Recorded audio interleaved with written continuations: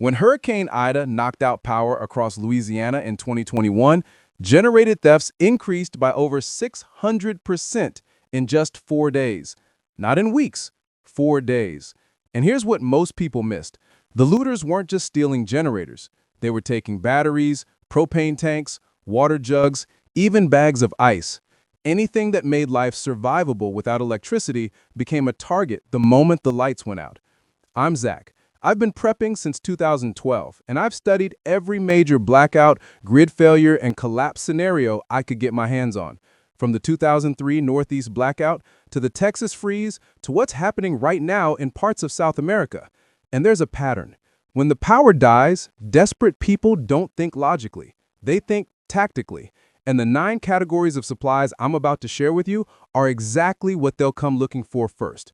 This isn't fear-mongering. This is pattern recognition based on real events. And by the end of this video, you'll know exactly how to protect what matters most without turning your home into Fort Knox. Let's jump in. Number 9. Prescription medications and first aid supplies. Here's something that doesn't get talked about enough in prepper circles. When the grid goes down, pharmacies close within hours. Not because they want to, because their systems are entirely digital. No power means no pharmacy computers, no insurance verification, no way to dispense medication. And if you're someone who relies on daily prescriptions for blood pressure, diabetes, heart conditions, or mental health, you're suddenly in a life or death situation. During the 2017 Hurricane Maria in Puerto Rico, pharmacies were closed for weeks. People with insulin were rationing doses, diabetics were sharing medications, and within 10 days, hospitals started seeing people in crisis because they couldn't access their prescriptions. Now think about your neighborhood. How many people do you know who take daily medication? Now imagine all of them suddenly cut off, getting desperate. But it's not just prescription meds. First aid supplies become critical too. During the 2011 earthquake in Christchurch, New Zealand, the Red Cross reported that basic first aid items like bandages, antiseptic, pain relievers, and even simple gauze were completely cleaned out within the first 48 hours. People were treating cuts and injuries at home because hospitals were overwhelmed, and anyone who had supplies became an instant target for requests, trades, and unfortunately, theft. Here's what you need to understand. In a blackout, injuries increase dramatically. People are moving around in the dark. They're using unfamiliar tools to solve problems. Candles cause burns. Generators cause carbon monoxide poisoning. Simple cuts become infected because there's no clean water to wash them. Suddenly, that bottle of hydrogen peroxide or that box of bandages isn't just convenient, it's survival critical. So, how do you protect these supplies?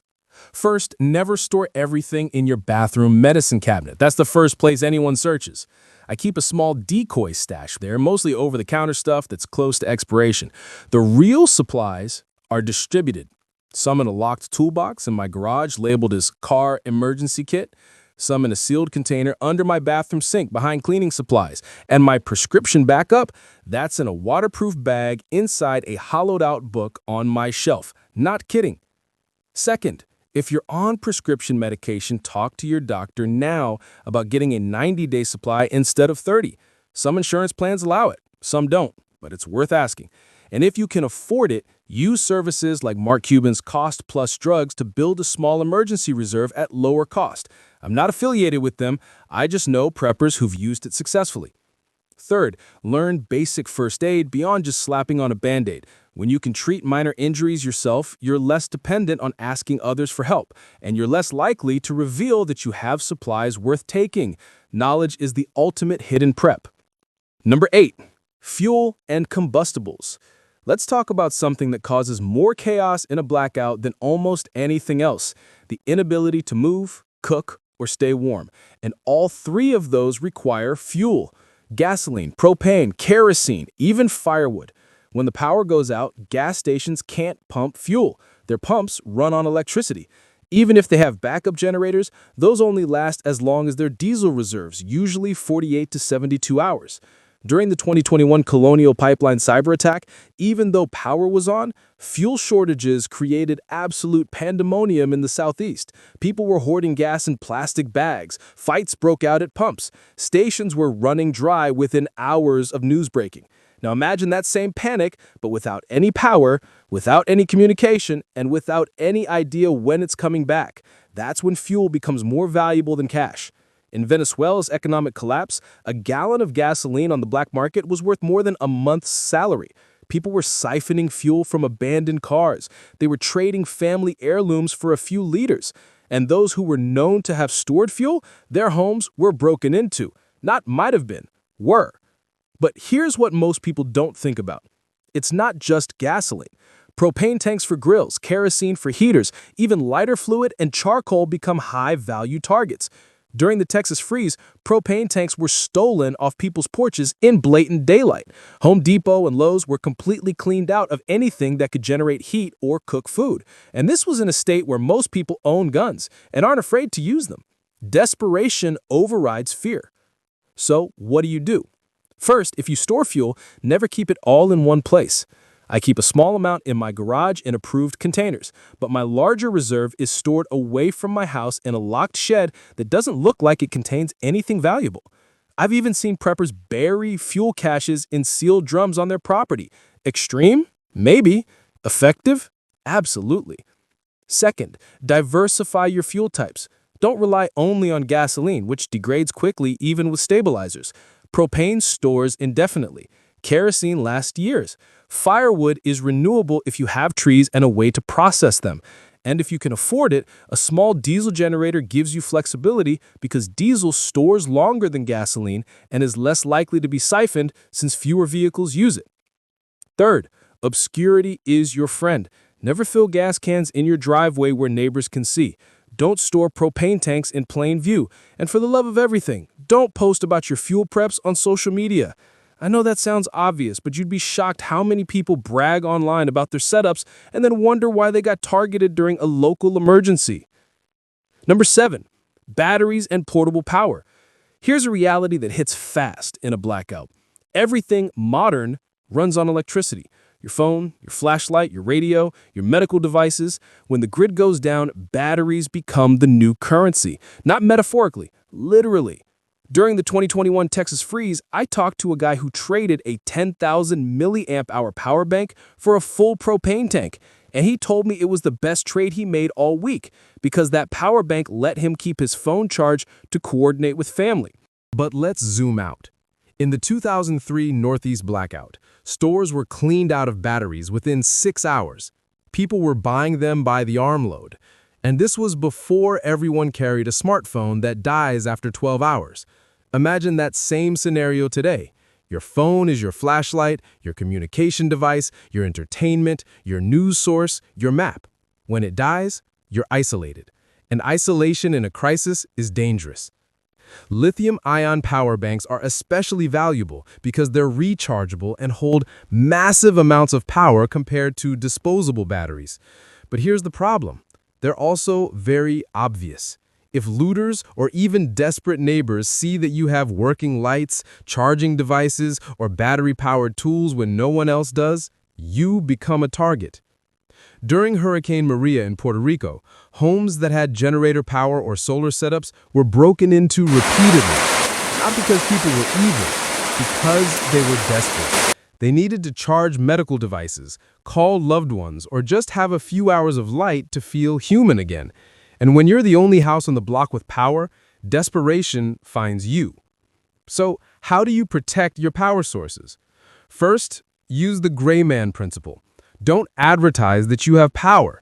Keep your lights low or off during peak hours when people are moving around. Use blackout curtains. And never, ever run a generator or power station where the sound or exhaust can be detected from the street. Second, create decoy stashes. I keep a small bin of older, half-dead batteries visible in my garage. If someone breaks in and finds those, they might assume that's all I have and leave. My real stash, the lithium-ion power banks, solar chargers, and bulk AA and AAA batteries, those are hidden in less obvious places. inside an old computer tower case, in a sealed bag behind insulation in my attic, even inside a fake electrical junction box mounted on the wall. Third, invest in solar charging capability. It's quiet, renewable, and doesn't require fuel. I have a small foldable solar panel that can charge my power banks during the day. I keep it hidden, only bring it out when absolutely necessary, and never use it where it's visible from the street. Solar tech has come a long way. You don't need a full rooftop array. Just a small portable system can keep you alive in a long-term blackout. Number 6, water and water filtration. Let me be blunt. You can stretch food for weeks. You can go without power and stay uncomfortable but alive. But water? 3 days without it and your body starts shutting down.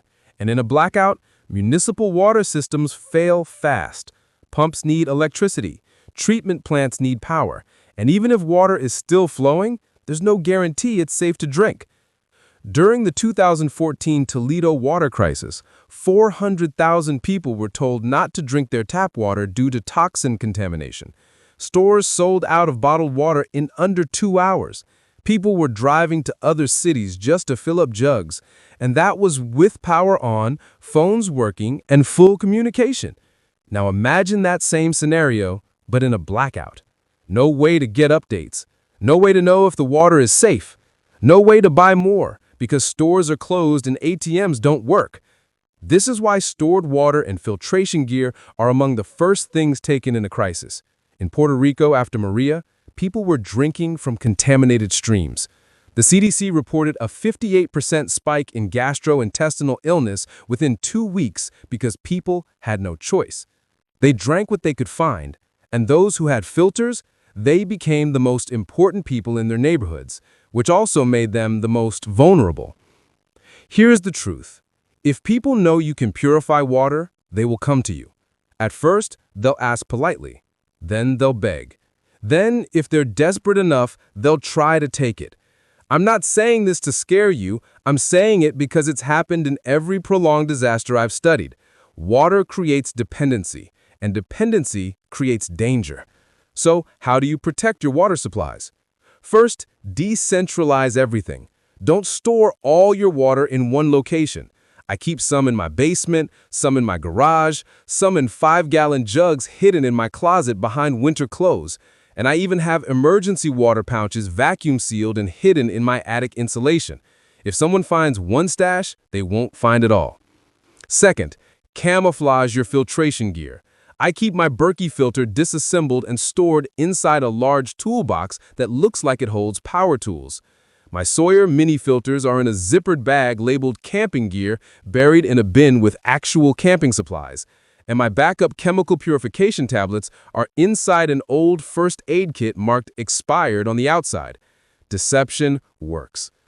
Third, have multiple filtration methods: boiling, chemical tablets, ceramic filters, activated carbon, UV purifiers.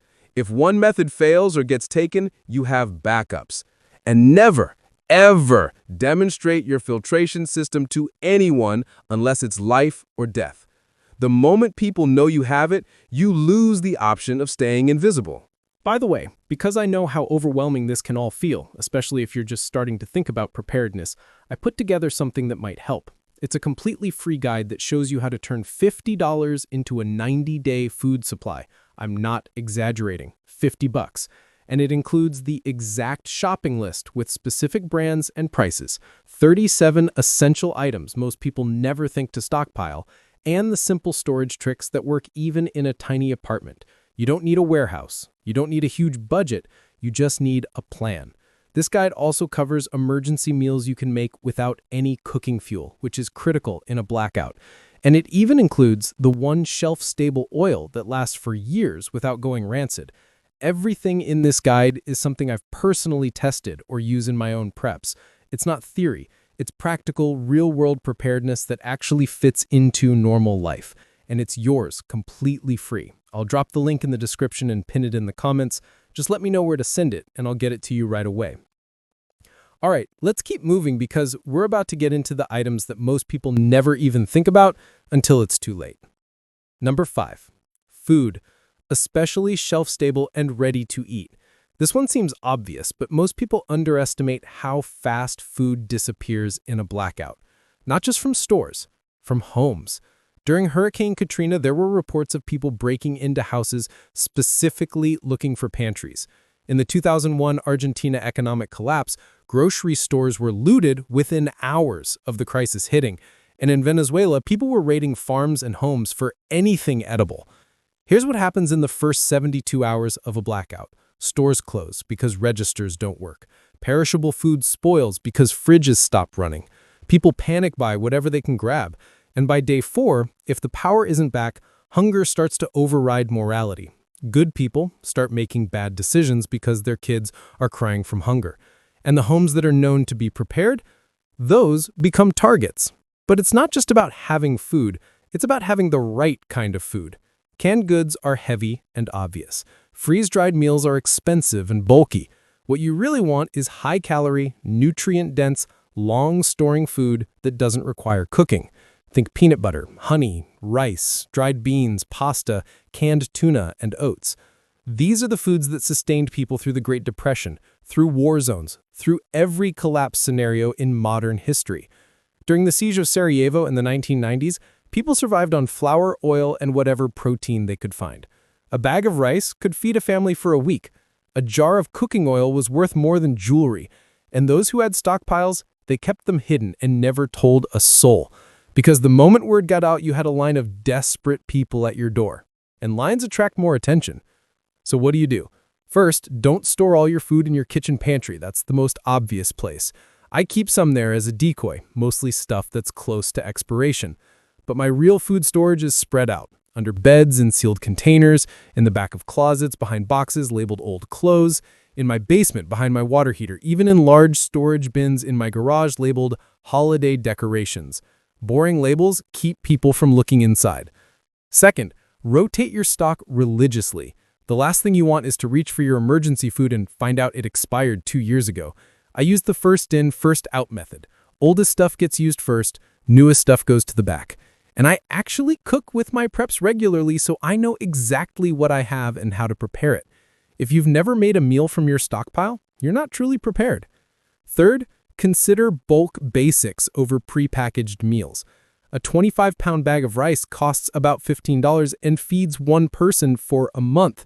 A bucket of dried beans costs $20 and provides protein for months. These aren't sexy preps. You won't see them in YouTube gear reviews, but they're what actually keep people alive when everything else runs out. And they're easy to hide because they look like regular pantry items. Number 4, sanitation and hygiene supplies. All right, let's talk about something nobody wants to discuss, but everyone needs to understand. When the power goes out, the toilets stop working shortly after. Why? Because modern sewage systems rely on electric pumps to move waste through treatment facilities. No power, no pumps. And within 24 to 48 hours, toilets stop flushing properly, sinks stop draining, showers back up. This happened in New York during Hurricane Sandy. Entire apartment buildings lost water pressure and sewage function. People were using buckets. They were bagging waste. Some were literally dumping waste out windows because they had no other option. And if you think that's disgusting, wait until you're 3 days into a blackout with no running water and nowhere to dispose of waste. Suddenly, toilet paper becomes more valuable than cash. In Venezuela, during their collapse, diapers were being sold on the black market for $20 each. Used diapers were being washed and reused because nothing new was available. Feminine hygiene products were traded like gold, and something as simple as a bar of soap or a bottle of hand sanitizer could buy you a meal. Because when disease starts spreading, and it will without proper sanitation, hygiene supplies become life-saving. The CDC confirmed after Hurricane Maria that gastrointestinal illness spiked massively in Puerto Rico, specifically because people couldn't properly wash their hands or dispose of waste. Cholera, dysentery, and other waterborne diseases thrive in these conditions. And if you're the only person on your block who has soap, bleach, gloves, and disinfectant, guess what? You're about to have a lot of desperate visitors. Here's what you need to do. First, stockpile the basics: toilet paper, obviously, but also baby wipes, which are better than toilet paper in a no-water scenario, hand sanitizer, bleach for disinfecting surfaces and purifying water, garbage bags for waste disposal, rubber gloves for handling contaminated materials, and baking soda, which can be used for cleaning, deodorizing, and even personal hygiene in a pinch. Second, hide these supplies in non-obvious locations. Don't keep everything under your bathroom sink. That's the first place people look.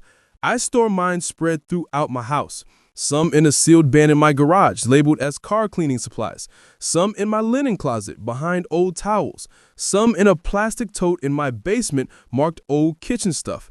And I keep a small decoy stash visible so if someone searches, they find something and assume that's all I have. Third, have a waste disposal plan. This is something almost no one thinks about until it's too late. I keep a supply of heavy-duty garbage bags, a 5-gallon bucket with a toilet seat lid, and cat litter for odor control. It's not glamorous, but when there's no sewage system, you need a way to handle waste safely. And if you have kids or elderly family members, this becomes even more critical. Plan now, not when the crisis hits. Number 3, heating and cooling supplies. Here's a reality most people don't consider until they're freezing or overheating. When the power goes out, your HVAC system dies. Furnace, air conditioning, electric heaters, all of it gone. And depending on the season, this goes from uncomfortable to deadly in a matter of hours. During the 2021 Texas freeze, over 200 people died, not from lack of food, not from lack of water, from hypothermia, inside their own homes because they had no way to generate heat and temperatures inside dropped below freezing. People were burning furniture. They were running cars in garages to stay warm, which caused carbon monoxide deaths. Others huddled together under every blanket they owned and still succumbed to the cold. On the opposite end, during the 2003 European heat wave, over 70,000 people died from heat-related causes. Most were elderly and had no way to cool down. No power meant no fans, no air conditioning, no refrigeration to keep water cold. People died in their apartments because they couldn't regulate their body temperature. And here's what compounds the danger. The supplies that help you heat or cool your home become extremely high-value targets in a blackout. Propane heaters, kerosene, firewood, even blankets and sleeping bags. During the Texas freeze, propane heaters were selling for $500 on Facebook Marketplace. Small portable heaters were going for $200. Firewood was $50 a bundle if you could find it, and people were desperate enough to pay. This is where your preps become visible and dangerous. If you're running a propane heater and your windows are fogged up from condensation, people know you have heat. If you're the only house on the block that's comfortable, you're advertising. And in a survival scenario, advertising gets you targeted. So what's the solution? First, invest in passive heating and cooling. Wool blankets, thermal underwear, sleeping bags rated for cold weather. These keep you warm without requiring fuel or making noise. For cooling, battery-powered fans, shade systems, and evaporative cooling techniques can drop indoor temps without electricity.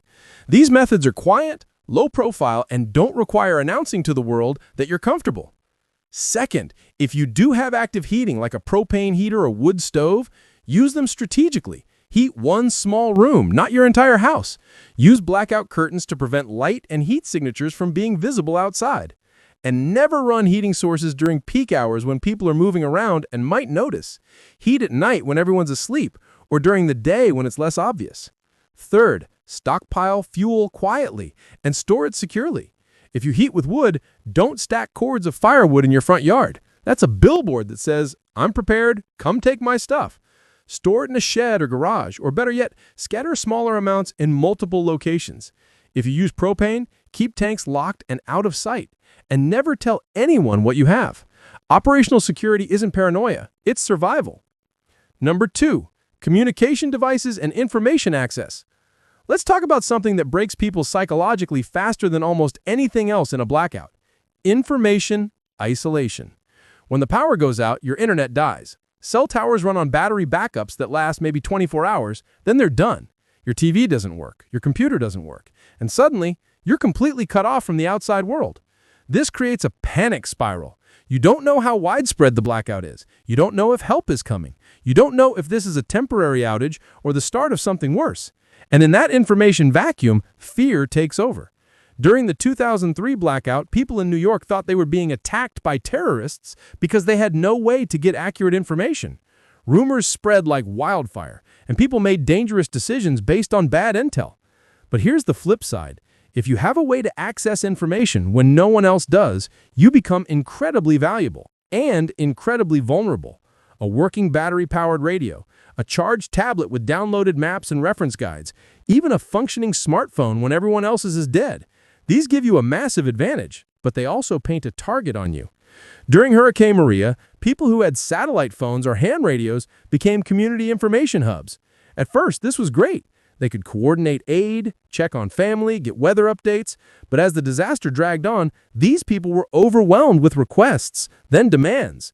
And in some cases, their equipment was stolen because it was seen as too valuable to leave in one person's hands. So, how do you maintain information access without becoming a target? First, have multiple communication methods: a hand crank emergency radio for weather alerts, a battery-powered AM/FM radio for news, a ham radio if you're licensed, which gives you access to emergency networks, and offline digital resources. Download PDFs of survival guides, medical references, local maps, and emergency procedures onto a tablet or smartphone. When the internet's down, these become priceless. Second, keep your communication devices hidden and use them privately. Don't sit on your porch listening to the radio where everyone can see. Don't announce that you know what's going on. Gather information quietly, make decisions for your family, and share only what's necessary with people you trust. The less people know about your capabilities, the safer you are. Third, consider low-tech backups. Physical maps of your area. Printed emergency contact lists with addresses, not just phone numbers, because phones might not work. Even a simple notebook and pencil for keeping records. These aren't high-tech, but they're reliable, don't require power, and can't be hacked or jammed. Sometimes the old ways are the best ways. Number 1. Comfort items and morale boosters. This is the one that catches everyone off guard. When I tell people the number 1 most stolen and most critical items in a long-term blackout are comfort items, they look at me like I'm crazy. They think it should be weapons, gold, or something tactical. But here's what I've learned from studying every major collapse scenario from Bosnia to Argentina to Venezuela. Mental breakdown happens before physical breakdown, and when your mental state collapses, everything else follows. During the siege of Sarajevo in the 1990s, survivors said that having small comforts, a deck of cards, a book, a radio with batteries, made the difference between maintaining hope and giving up. In Venezuela's economic collapse, families who could still gather around a table and play a board game together stayed cohesive. Those who couldn't found their families falling apart, fighting, breaking down mentally. Here's the cold truth. You can have a year's worth of food, pristine water, perfect security, but if you're sitting in the dark for weeks with nothing to do, nowhere to go, no entertainment, no distraction from the stress and fear, your mind will break. And when your mind breaks, you make catastrophic decisions. You give up. You become reckless. You lose the will to survive. This is especially true for families with children. When kids are bored and scared, they cry, they act out, they ask questions you can't answer. But if you can give them something to do, a coloring book, a board game, a favorite stuffed animal, it stabilizes them. And when they're stable, you can think clearly. You can plan. You can survive. But here's the danger. These comfort items are extremely high value in a prolonged crisis. During economic collapses, playing cards have been used as currency. Batteries for a portable music player traded for food. A single chocolate bar split 10 ways to boost group morale. And when word gets out that you have these items, especially if you have kids who are calm and entertained while everyone else's kids are miserable, people will want to know how, and some will try to take what you have. So how do you protect morale boosters while keeping them accessible? First, stockpile them now while it's easy. Books, especially ones you can reread, board games and card games, notebooks and art supplies for kids, batteries for small devices, offline music or podcasts downloaded to a device, hard candy or chocolate, which stores well and provides a psychological boost. Even small things like coffee, tea, or hot chocolate mix can be life-changing when everything else is bleak. Second, hide them creatively. I keep playing cards inside old VHS cases on a shelf that looks like junk. I have paperback books disguised in textbook covers labeled with boring subjects like calculus or tax law. My kids' coloring books and crayons are in a bin marked old school supplies in the basement. And my emergency chocolate and coffee are vacuum sealed in Mylar bags labeled hiking meals.